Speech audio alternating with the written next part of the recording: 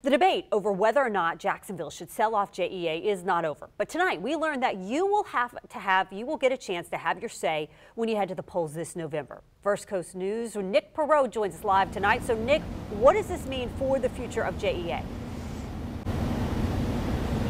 Well, Heather, essentially what this means is if this discussion continues throughout the next several months to November, those out there, ratepayers, will have the chance to voice whether they think they should have the final say when it comes to a move with JEA. Do you sell it?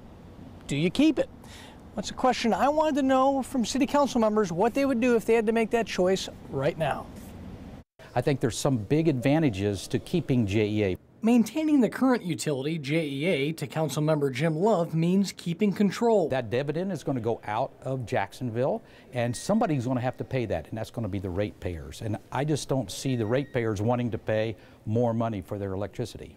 As it sits right now, Jacksonville City Council members Gaffney, Morgan, and Love say it's not time to sell JEA and should put it off the table for at least a year.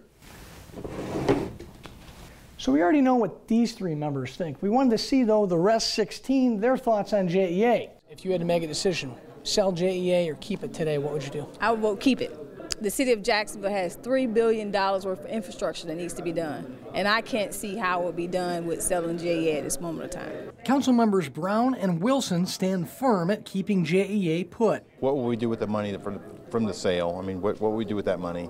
Another concern I have is the employees that work at JEA. Will they stay on with the new company? There's a lot of options there. So if I voted today, I would vote no.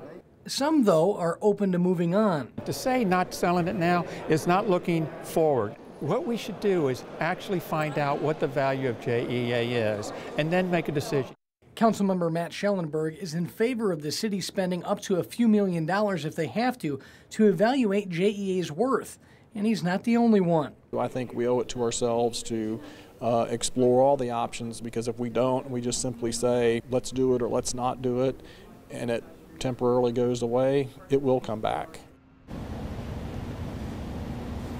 And back out here live again, speaking to those council members. That's about roughly 6, 7 of them out of the 19 total. Our attempts to reach the other council members for this story were unsuccessful, either before the meeting or during and after the meeting as well. But again, merely at this point, it just means if I could speak this evening, it just means that the discussion continues with JEA. Again, not any firm plans at this point to sell it, to keep it. It just is ongoing. And at the next council meeting, there's actually a discussion that this will continue. With the JEA sale, that discussion will continue. Reporting live tonight in Jacksonville, Nick Perot, First Coast News, on your side.